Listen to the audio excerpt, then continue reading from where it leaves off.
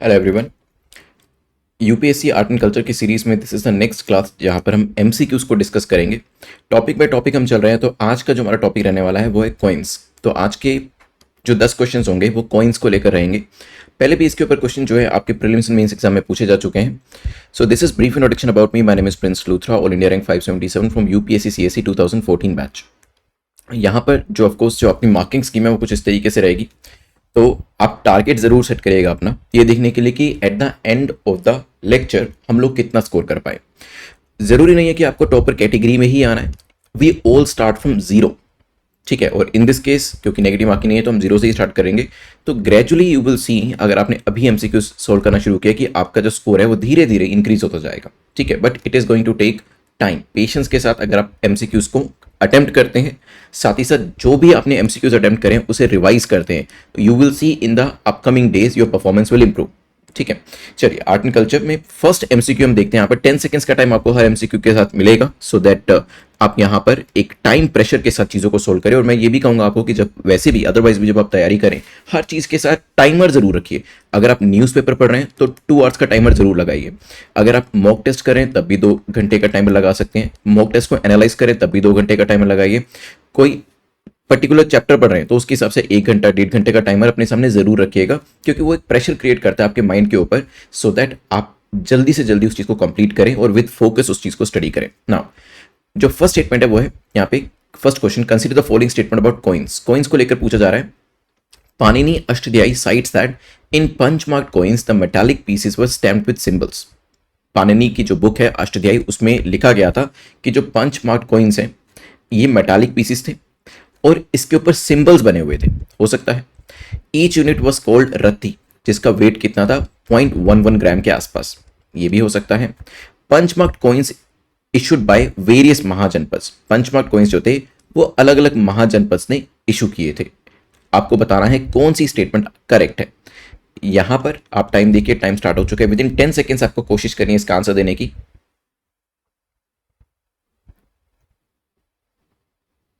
चलिए देखिए, आज से आई थिंक 4 साल पहले एक मेंस के अंदर क्वेश्चन आया था, वो था न्यूमिस्मेटिक आर्ट के ऊपर। न्यूमिस्मेटिक आर्ट, तो ये क्या होती है? काफी सारे एस्पिरेंट्स ने ये क्वेश्चन छोड़ दिया बिकॉज उनको इसके बारे में आइडिया नहीं था। कॉइन्स को स्टडी करने की जो आर्ट होती है उसे न्यूमिस्मेटिक आर्ट कहते हैं। अर्ली कॉइन्स की बात करें, देवर डाई स्ट्रक, मैनुअली उन्हें बनाया जाता था। देयरफॉर उनकी शेप जो थी वो यूनिफॉर्म नहीं होती थी। आप कह सकते हैं कि जैसे आज आप 1 रुपए का सिक्का देखें या 2 rupee coins, so you will see these coins will be identical. 2 रुपए का जो सिक्का होगा वो अपने दूसरे सिक्के के तरीके से ही होगा, और 1 rupee coin will be similar or you can say identical to other 1 rupee coin, ठीक है। Because they are made with the help of machines and that's why they are identical. एक दूसरे से बिल्कुल मिलते जुलते होते हैं। लेकिन पुराने टाइम पे क्योंकि हाथों से बनाए जाते थे, मैनुअली बनाए जाते थे, तो यूनिफॉर्म शेप नहीं होती थी। उनकी जो शेप है वो आप कह सकते हैं कि अलग अलग, एक दूसरे से कुछ ना कुछ उसमें डिफरेंस रहता था। अब यहाँ पे एक पर क्वेश्चन के ऊपर आए तो पाणिनि की जो अष्टध्यायी है, क्या उसमें अंदर बताया गया है पंच मार्क्ड कॉइन्स के बारे में? तो यस, वहां पर पंच मार्क्ड कॉइन्स के बारे में बताया गया है। ये भी बताया गया कि मेटालिक पीसेस थे, मतलब मेटल के बने हुए होते थे, और इनके ऊपर सिंबल्स जो होते थे वो भी स्टैम्प्ड किए होते थे। इनको रत्ती कहा जाता था और वजन कितना होता था इनका 0.11 ग्राम के आसपास। और इन्हें वेरियस महाजनपद जो होते थे उनके द्वारा इशू किया गया था। तो यहाँ पे तीनों स्टेटमेंट हमारी ठीक है, तो करेक्ट आंसर क्या हो जाएगा? D will be the correct answer. D यहाँ पे हमारा करेक्ट आंसर है। Let's move to the next question. Consider the following statement about punch marked coins. Punch marked coins को लेकर 3 स्टेटमेंट्स दोबारा से दे रखी है और आपसे पूछे बताइए करेक्ट क्या है। पहले कॉइन्स के ऊपर थी, अभी पंच मार्क्ड कॉइन्स को लेकर है। पूछा गया first Indian punch marked coins were called पाना।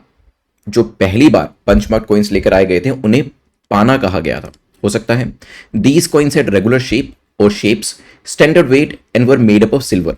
ये स्टैंडर्ड शेप के थे, रेगुलर शेप के थे, और किस तरीके के बने हुए थे? सिल्वर के बने हुए थे। हो सकता है then Magadhan punch mark coins became the most circulated coins in South Asia. तो जो मगध के कॉइन्स थे वो सबसे ज्यादा सर्कुलेट हुए साउथ एशिया के अंदर। मैं आपको 10 सेकंड्स देता हूं, कोशिश करें इसका आंसर देने की, फिर करते हैं डिस्कशन। आपको कमेंट सेक्शन में आंसर देते जाना है। आप कमेंट सेक्शन में अपने टारगेट को भी जरूर बताइएगा। आपका टारगेट क्या आपने सेट किया 10 में से, वो भी आप एक तरीके से मेंशन करिएगा, और हर क्वेश्चन का answer 1 A B C D करके देते रहिएगा। फर्स्ट इंडियन पंचमार्क कॉइन्स जो थे वो पाना थे। उनको क्या पाना कहा जाता था? तो दिस इज करेक्ट। देखो उनके अलग अलग नाम थे, पुरानास भी कहा जाता था, ठीक है, इन्हें कई बार कर्ष पानस भी कहा जाता था या फिर इन्हें पानस भी कहा जाता था, अलग अलग नामों से इसे जाना जाता था। ठीक है, और मगध के जो पंच मार्क कॉइन्स थे वो आपको सबसे ज्यादा एरियाज में, पूरे साउथ एशिया के अंदर सबसे ज्यादा एरिया के अंदर सर्कुलेट हुए मिलेंगे। ठीक है, सो ये जो स्टेटमेंट हमारी है ये भी करेक्ट हो जाती है। अब बात आती है, 20 कॉइन्स हैड रेगुलर शेप। अगर आप ध्यान से लेक्चर को देख रहे हैं, मैंने अभी यहां पर पीछे बताया था जब हम पंचमार्क कॉइन्स के बारे में डिस्कशन कर रहे थे कि ये जो आपके सिक्के थे ये यूनिफॉर्म शेप के नहीं थे, मतलब रेगुलर शेप के नहीं थे। क्यों? क्योंकि इन्हें मैनुअली बनाया जा रहा था। ठीक है, अगर आपने इस चीज को पकड़ लिया, it means if you understood it, क्योंकि मैंने अभी अभी बताया था, इट मीन्स फोकस आपका काफी अच्छा है। नहीं भी कर पाए कोई बात नहीं, should be a learning lesson for you कि हमें क्वेश्चंस को ध्यान से पढ़ना है, क्योंकि यूपीएससी में भी बहुत बार होता है ऐसा कि फर्स्ट क्वेश्चन और 57 क्वेश्चन का कोई ना कोई रिलेशन होता है। इसी तरीके से 15 क्वेश्चन, 63rd क्वेश्चन, ऐसे 2-3 क्वेश्चन रैंडमली आपको मिल जाएंगे जिसमें एक क्वेश्चन की इंफॉर्मेशन हम दूसरे क्वेश्चन में यूज कर पाएंगे, लेकिन वो तभी यूज कर पाएंगे जब फोकस वहां पर होगा। ठीक है, ये कॉइन्स रेगुलर शेप के हो ही नहीं सकते थे। द रीजन इज, क्या रीजन है इस चीज का बताइए? क्योंकि वो मैनुअली बनाए जा रहे हैं, और जब मशीन से चीजें बनती है तो एकदम एक जैसी होती है, हूबहू होती है, लेकिन जब हम मैनुअली बना रहे हैं किसी चीज को तो वहां पर ये प्रॉब्लम देखने को मिलेगी कि they would not be regular. ठीक है, standard weight and were made up of silver. ठीक है, तो यहाँ पे रेगुलर शेप उनकी नहीं थी। वेट में भी थोड़ा बहुत आप कह सकते हैं ऊपर नीचे हो सकता है, लेकिन हाँ वो सिल्वर के बने हुए थे। लेकिन हमें तो इस पर्टिकुलर स्टेटमेंट को एलिमिनेट करना है और वो हम यहाँ पर आसानी से कर सकते हैं। ठीक है, तो करेक्ट आंसर क्या हो जाएगा? 1 और 3, सी हमारा करेक्ट आंसर यहाँ पर हो जाएगा।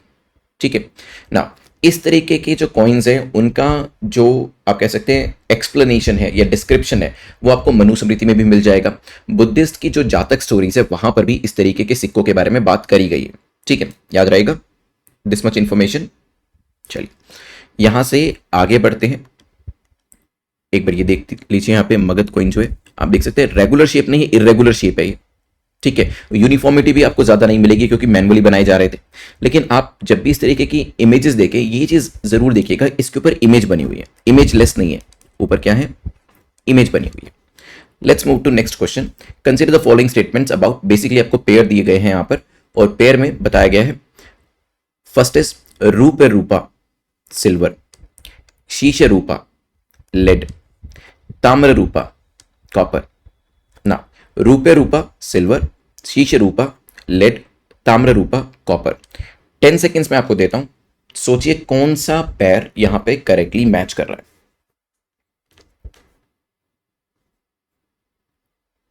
क्या आंसर हो सकता है? चलिए अब डिस्कस करते हैं इसमें से कौन कौन से पेयर्स जो हैं वो करेक्टली मैच हो रहे हैं। तो इसमें सबसे पहले तो जब हम पंचमार्क कॉइन्स के बारे में पढ़ते हैं, एक चीज जानना जरूरी है। जब हम यहां पर बात करते हैं मौर्यन एम्पायर की, तो यहां पे जो चाणक्य थे, Chanakya basically said in the Mauryan empire, और उस वक्त वो प्राइम मिनिस्टर थे, एंड उन्होंने चंद्रगुप्त मौर्य को कहा कि हमें पंच मार्क्ड कॉइन्स जो हैं उनको लेकर आना चाहिए।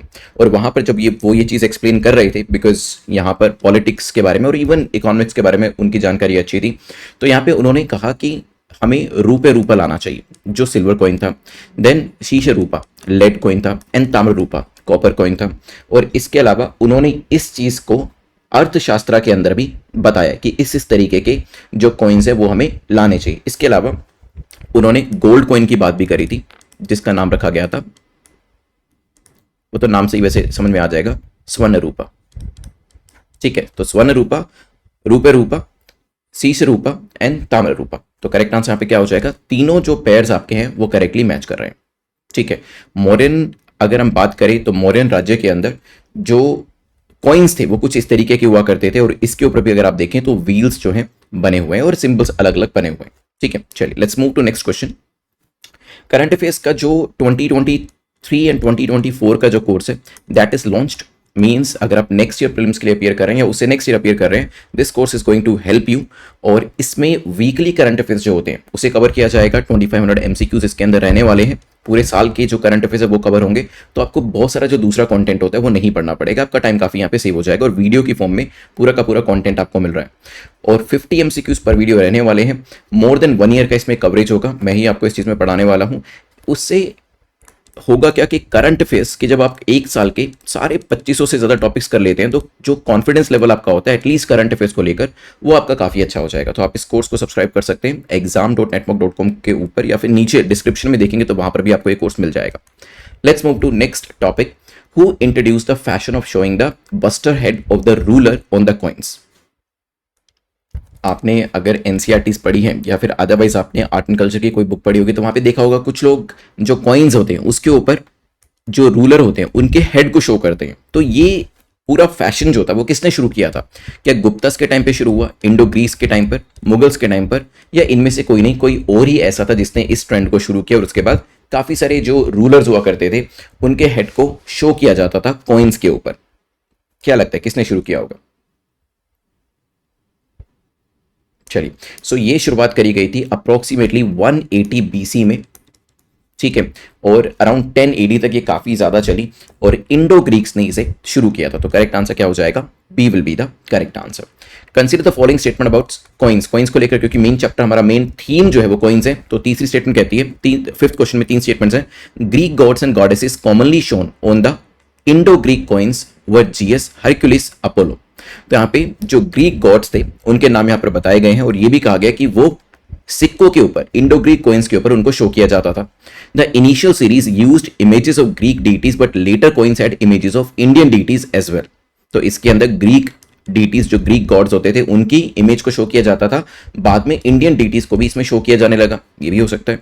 The coins of the Greek kings in India were bilingual. तो ये जो सिक्के थे इस पे 2 तरीके की भाषाएं लिखी गई थी, दे वर बाइलिंगुअल। 10 सेकेंड्स आपके पास है, सोचिए फिर करते हैं डिस्कशन इसको लेकर। सिक्कों पे बाइलिंगुअल या 2 भाषाएं हो सकती हैं क्या? मे बी 2 गॉड्स हो सकते हैं क्या? ये भी पॉसिबल है। चलिए देखिए, ये तो हमें पता था कि इंडो ग्रीक्स हैं, या ग्रीक गॉड्स की बात करें तो ये तो होंगे ही होंगे, तो अपने गॉड्स को तो वो दिखाएंगे, लेकिन आगे चलकर जो इंडियन डीटीज हैं उनको भी यहां पर सिक्कों पे दिखाया जाने लगा। तो दोनों स्टेटमेंट्स हमारी ठीक हो जाती है। और जब हम बात करते हैं इन सिक्कों की, इन कॉइन्स की, तो बाइलिंगुअल था ये, बिल्कुल ठीक है। इसमें ग्रीक भाषा में लिखा गया था, इसके साथ साथ बैक साइड में पाली का इस्तेमाल भी किया गया था। तो फ्रंट साइड में ग्रीक भाषा एंड बैक साइड में पाली भाषा का इस्तेमाल किया गया था, ठीक है, याद रहेगा। करेक्ट आंसर यहां पे क्या हो जाएगा? तीनों ही स्टेटमेंट हमारी ठीक हो जाती हैं, D will be the correct answer. Next चलते हैं, कुशान्स को लेकर क्वेश्चन पूछा गया है, ये भी सिक्कों को लेकर ही रहेगा, पूछा गया बताइए करेक्ट क्या है। Kushan Kings introduce the Greek custom of engraving portrait heads on the coins. तो यहां पे कुशान किंग्स जो थे उन्होंने ग्रीक कस्टम को यूज किया और यहां पर हेड्स जो थे, रूलर्स के हेड्स, उनको कॉइन्स पे दिखाना शुरू किया, हो सकता है। Kushan coins were adorned with helmeted bust of the king on one side and the king's favourite deity on the reverse.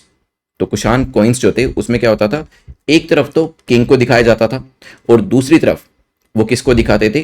King की जो फेवरेट डीटी होती है उनको दिखाते थे। डीटी का मतलब होता है गॉड, या जिसे आप देवता कह सकते हैं। The coins issued bye Kanishka employed only Greek characters. इसमें ग्रीक कैरेक्टर्स का ही इस्तेमाल किया जाता था। 10 सेकेंड्स आपके पास है, टाइमर शुरू कर देता हूं, सोचिए इसके बारे में, what should be the correct answer. Kushans को लेकर अब स्टेटमेंट्स को ध्यान से पढ़िए, कुछ कुछ हिंट आपको मिलेंगे क्योंकि 5 क्वेश्चन हम ऑलरेडी कर चुके हैं। देखो, ये तो हमें पता है कि हेड्स को इंडो ग्रीक्स ने दिखाना शुरू किया था, तो क्या कुशान सिंह ने कॉपी किया होगा? हो सकता है, क्योंकि यहाँ पे आप रूलर की फोटो को दिखा रहे हैं और रूलर जो है उसका ईगो लेवल कितना होता होगा, तो वो तो चाहता होगा कि उसकी फोटो जो है हर सिक्के के ऊपर जाए। उस वक्त नोट तो हुआ नहीं करते थे। तो यहाँ पर कुशान्स को जब ये पता चलेगा, don't you think so that they will also try to do the same, क्योंकि ये क्या था, कॉइन्स उस टाइम का सोशल मीडिया था एक तरीके से, जैसे लोग आजकल अपने पिक्चर्स को सोशल मीडिया पे डालते ताकि बाकी लोग देखें। उस टाइम ऐसा तो कुछ नहीं था। तो उस टाइम क्या हुआ करता था, उस टाइम कुछ हद तक आगे जाके पेंटिंग्स आपको देखने को मिलेगी और इस टाइम पर एनग्रेविंग्स, मतलब कॉइन्स के ऊपर अगर आपकी पिक्चर बन रही है तो उससे बेहतर क्या होगा किसी रूलर के लिए, क्योंकि सेल्फ ऑब्सेस्ड तो जो ह्यूमन रेस है वो शुरू से ही है। आज की बात कर लीजिए या आज से 1000 साल पहले की बात कर लीजिए, तो यहाँ पे कुशान्स ने भी उन्हें फॉलो करना शुरू किया। तो एक तरफ अपना सिक्का और एक तरफ अपना पिक्चर और दूसरी तरफ अपने फेवरेट गॉड का पिक्चर यहाँ पे दिखाना शुरू किया, ठीक है। The coins issued by Kanishka employed only Greek character. तो ये वाली जो स्टेटमेंट है वो भी ठीक हो जाती है। ये बाइलिंगुअल नहीं थे जैसे कि पुराने वाले टाइम में हमने देखा, उसमें ग्रीक एंड पाली कैरेक्टर्स का इस्तेमाल किया गया था, ठीक है। तो यहाँ पे करेक्ट आंसर क्या हो जाएगा? D will be the correct answer. कुछ इस तरीके के आप देख सकते हैं जो इमेजेस हैं वो एनग्रेव करी गई थी सिक्कों के ऊपर। क्वेश्चन नंबर 7 को देख लेते हैं एक बार। Consider the following statements about Satavahanas. Satavahanas हमेशा थोड़ा सा लेट हो जाते हैं आने में, जैसे यहाँ पे स्क्रीन पे आपने देखा। सो सातवानास को लेकर 3 स्टेटमेंट है, आपको बताना है करेक्ट कौन सी है। Satavahana kings mostly used lead as a material of their coins. तो कॉइन्स किसके बनाए गए, याद करिए, जो कनिष्का ने कहा था वो सीसा मटेरियल जो था, ठीक है, सीसे रूपा, लेड के यहाँ पे कॉइन्स बनाए गए थे, हो सकता है। Satavahana coins are devoid of any beauty or artistic merit. तो ज्यादा दिखने में सुंदर नहीं थे, ये भी पॉसिबल है। डायलेक्ट इस पे जो यूज किया गया था वो संस्कृत यूज करी गई थी इसके ऊपर। सोचिए 10 सेकंड्स आपके पास है, what should be the correct answer, फिर डिस्कस करेंगे इसको। हम यहाँ पर कॉइन्स के ऊपर पूरा लेक्चर कर रहे हैं, तो अलग अलग किंग्स और सल्तनत ने, एम्पायर्स ने किस किस तरीके के सिक्के बनाए वो हम यहाँ पर देख रहे हैं। इमेज भी देखेंगे इन सिक्कों की नेक्स्ट स्लाइड के ऊपर। Satavahana kings mostly used lead as a material. तो यस, लेड के ज्यादातर सिक्के बनाए गए थे, दिखने में ज्यादा सुंदर भी नहीं थे, लेकिन जो यहां पर डायलेक्ट यूज किया गया था वो कौन सा था, प्राकृत। संस्कृत यूज नहीं किया गया था, प्राकृत यूज किया गया था। इन्होंने सिल्वर कॉइन्स भी बनाए थे, ऐसी बात नहीं है, लेकिन सिल्वर कॉइन्स होते वो काफी रेयर थे, कम थे, ठीक है। लेड का इस्तेमाल काफी ज्यादा किया गया था, ठीक है। नाउ इनके सिक्कों के अंदर एक साइड पर तो क्या होता था, कोई एनिमल, जैसे एलिफेंट हुआ, लायन हुआ, हॉर्स हुआ, इस तरीके से बनाए जाते थे, या फिर कई बार ये चैत्य भी बना देते थे, ठीक है। और दूसरी साइड पर उज्जैन सिंबल्स जो है वो यहां पर बनाए जाते थे, ठीक है। तो किसी ना किसी तरीके का सिंबल बना दिया जिसमें 2 लाइन क्रॉस होती हुई दिखा दी इस तरीके से, ठीक है, 2 क्रॉसिंग लाइंस दिखा दी, या फिर अ क्रॉस विद 4 सर्कल्स इस तरीके से दिखा दिया। तो दूसरी साइड पे कोई ना कोई सिंबल जो है वो रहा करता था। खैर, तो यहाँ पर आंसर क्या हो जाएगा, A will be the correct answer. कुछ इस तरीके से आप देख सकते हैं सातवाना के जो कॉइन्स है दिखने में उतने ज्यादा अपीलिंग नहीं है जितने की दूसरे कॉइन्स अभी हमने देखे। चलिए let's move to next question जो है कौरी शेल को लेकर। कौरी शेल को लेकर पूछा कि बताइए करेक्ट क्या है। Cowry shell were used in large numbers by the ordinary masses. इसका इस्तेमाल मासेस किया करती थी। Cowry shells carry definite value in the market just as the coins. इनकी जो वैल्यू है वो कॉइन्स के जैसी ही मानी जाती थी। It could not be used as a medium of exchange due to availability of coins. लेकिन क्योंकि कॉइन्स ऑलरेडी एग्जिस्ट करते थे, इनका इस्तेमाल एक्सचेंज के तौर पर या फिर कहें बार्टर सिस्टम के तौर पर या फिर मार्केट में इसका इस्तेमाल नहीं किया जा सका। 10 सेकंड्स आपके पास है, सोचिए फिर करते हैं डिस्कशन। ये दिखता कैसे कौरी शेल, जब आप देखेंगे तब आपको और भी अच्छे से आइडिया होगा। ओके, देखो सबसे पहले तो पहली स्टेटमेंट क्या कहती है, these shells were used in large numbers. कोई ना कोई रीजन तो रहा होगा जिसकी वजह से मासेस इसको यूज कर रही थी। और ये भी कहा गया है कि जस्ट लाइक कॉइन्स, कॉइन्स के तरीके से इनकी भी कुछ ना कुछ वैल्यू हुआ करती थी, डेफिनेट वैल्यू इनकी भी थी।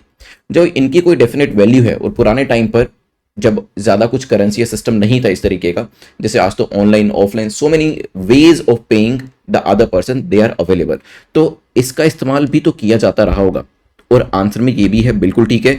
ऐसा नहीं कि इसका मार्केट में इस्तेमाल नहीं किया जाता था, आप कॉइन्स भी यूज कर सकते हैं या फिर इन शेल का इस्तेमाल भी कर सकते हैं व्हेन यू वांट टू पे टू समबडी एल्स, ठीक है।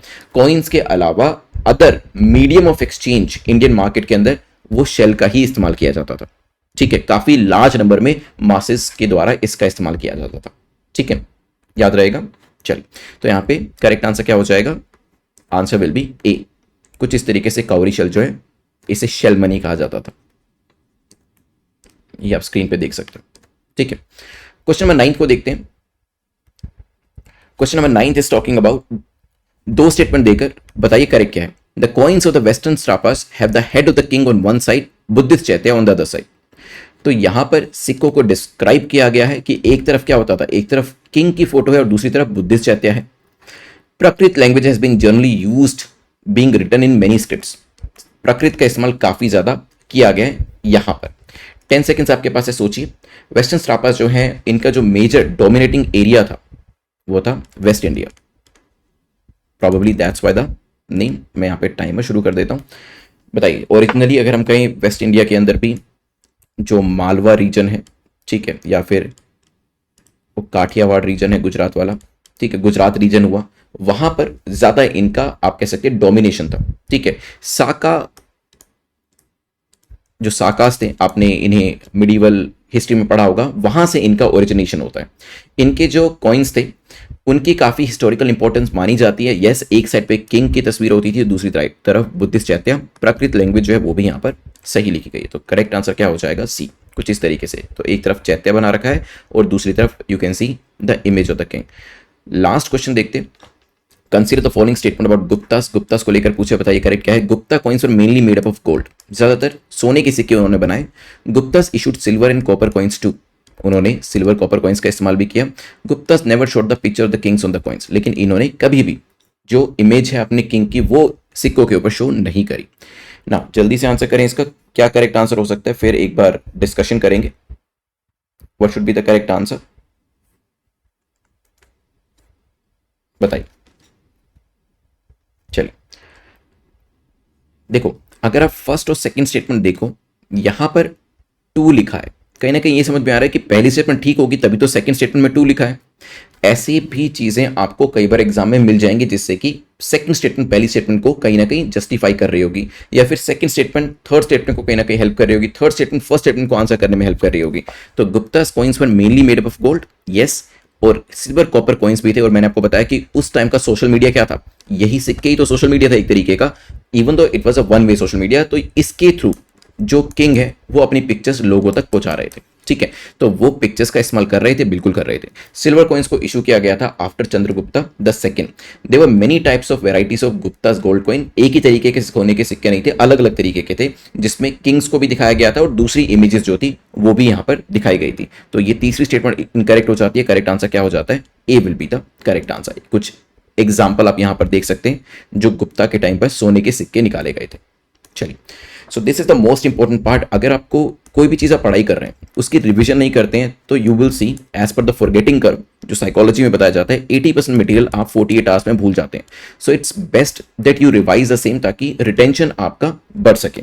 तो इसी वजह से हम 2 मिनट के अंदर रिवाइज करते हैं। रिवीजन में आपको करना क्या है कि जैसे ही मैं आपको यहाँ पर क्वेश्चन दिखाऊं इससे पहले ही, मेरे बोलने से पहले आप कोशिश करें जितनी भी चीज़ें मैंने पढ़ाई हैं वो यहाँ पर आप कमेंट सेक्शन में आंसर करें। जैसे ही आप कॉइन्स देखेंगे, बताइए अष्टध्यायी में किस तरीके के कॉइन्स की बात करी गई थी, उसे रत्ती कहा जाता था, कितना 11 ग्राम उसका वजन था, और अलग अलग महाजनपद के अंदर इस तरीके के सिक्के मिल जाते थे। उसी तरीके से पंचमार्क कॉइन्स हमने पढ़ा। तो सबसे पहले जब ये आई तो इन्हें पाना कहा जाता था, इसका एक और नाम भी मैंने बताया था, पुरानास कहा जाता था या फिर कर्ष पाना कहा जाता था, ठीक है। ये सब चीज़ें हमने देखी थी। मगध के जो सिक्के थे वो सबसे ज़्यादा फैले हुए थे, ठीक है। फिर हमने यहाँ से आगे बढ़ते हुए देखा जिसमें हमने रुपये रूपा देखा, सिल्वर, सीसे रूपा देखा जो लेड का था, ताम्र रूपा देखा कॉपर का था, फिर गोल्ड का हमने स्वर्ण रूपा देखा। ये सब चीज़ें हमने पढ़ी। फिर यहाँ से आगे बढ़ के हमने देखा बस्टर हेड जो है इंडो ग्रीक्स ने ये परंपरा शुरू करी थी and that was followed by many of the rulers after them. Coins की बात करते हैं तो ग्रीक गॉडेसेस होती थे, बनाए हुए थे। इवन इंडियन डीटीज को भी सिक्कों के ऊपर जगह मिली और बायलिंगुअल ये ग्रीक के सिक्के हमें देखने को मिले। कुशांस के जो सिक्के थे उस पे आपको ग्रीक कैरेक्टर्स दिखाई देंगे, उस पे भी उन्होंने रूलर्स के जो हेड थे वो यहाँ पर दिखाए हुए थे, कुछ यहाँ पर आप देख सकते हैं। फिर हमने यहाँ से आगे बढ़ते हुए नेक्स्ट क्वेश्चन पे देखा सातवाहनास के बारे में। सातवाहनास के जो सिक्के थे ब्यूटी और आर्टिस्टिक आप डोमेन से उसे देखना चाहे तो वहां से कोसों दूर थे, और ये जो बने हुए थे लेड के बने हुए थे, प्रकृत भाषा का इसमें इस्तेमाल किया गया था, ठीक है। ये इस तरीके के कुछ सिक्के थे। फिर काउरी शेल जो है इनका इस्तेमाल मीडियम ऑफ एक्सचेंज के तौर पे किया जाता था। उस टाइम पर सिक्के तो अवेलेबल थे लेकिन ये एक ऑल्टरनेटिव मीडियम ऑफ एक्सचेंज है। जैसे आज के टाइम में कैश तो अवेलेबल है लेकिन हम यूपीआई का इस्तेमाल करते हैं। द कॉइन्स वर वेस्टर स्टापास, ये किस तरीके के थे, किंग बना हुआ था इनके ऊपर, किंग की फोटो बनी हुई थी इनके ऊपर या एनग्रेव किया हुआ था, इस तरीके से कह सकते हैं। बुद्धिस्ट चैत्यस भी इन पे देखने को मिलेंगे आपको, एंड प्राकृत लैंग्वेज जो है वो यहाँ पर यूज करी जाती थी। और लास्ट क्वेश्चन में हमने क्या देखा, लास्ट क्वेश्चन में हमने देखा कि गुप्तास के टाइम पे गोल्ड कॉइन्स थे, सिल्वर कॉइन्स थे, कॉपर कॉइन्स थे, लेकिन सबसे ज्यादा गोल्ड कॉइन्स थे और वो सबसे अलग अलग आप कह सकते हैं टाइपोलॉजी के गोल्ड कॉइन्स निकाले हुए थे, और इनके ऊपर भी जो किंग है उसकी इमेज आपको दिख जाएगी, ठीक है। यहां से आगे बढ़ के जल्दी जब अपने मार्क्स जो है वो कमेंट सेक्शन में मेंशन करें आपने कितना स्कोर किया है। कट ऑफ जो रखी गई थी इस लेक्चर के अंदर वो 5 की थी, लेकिन don't worry this was the first time you were seeing this question. तो जब दोबारा देखेंगे तो कोशिश करिएगा कि नंबर ऑफ क्वेश्चंस आप ज़्यादा से ज़्यादा स्कोर कर पाएं। और मैंने आपको बताया कि कहीं पे भी आपका स्कोर हो धीरे धीरे इट विल इम्प्रूव अगर आप प्रैक्टिस करते जाते हैं, नोट्स बनाते जाते हैं और उन नोट्स को रिवाइज करके दोबारा से अटेम्प्ट करते हैं, ठीक है। सो आई होप आपको लेक्चर में आपने इंजॉय किया होगा। Still if you have any doubt or feedback that you want to give, या तो इस वीडियो के नीचे दे सकते हैं या फिर आप मुझे टेलीग्राम भी कर सकते हैं @prince_luthra के ऊपर, ठीक है। सो नेक्स्ट वीडियो जो है वो काफ़ी जल्दी अपलोड किया जाएगा यहाँ पर, और इसी तरीके से जो बाकी सब्जेक्ट्स हैं उनके भी 1 by 1 वीडियो जो है वो आपको मिल जाएंगे। Once again the current affairs course is available on exam.network.com, इसका लिंक नीचे डिस्क्रिप्शन में, तो इसे सब्सक्राइब कर सकते हैं आप। Thanks for watching this video, have a nice day, take care, good bye.